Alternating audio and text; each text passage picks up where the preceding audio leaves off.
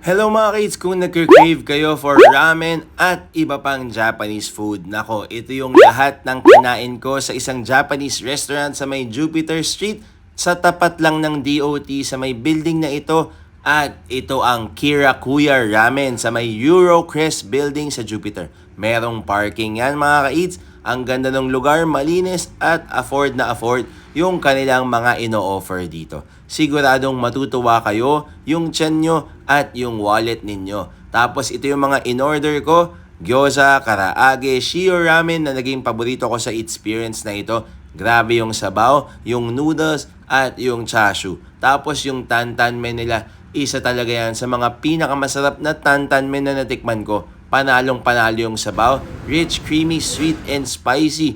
Ebi tempura, sashimi platter, kirakuya special, at spicy salmon. Huwag kalilimutan orderin yan mga yan. Bye-bye!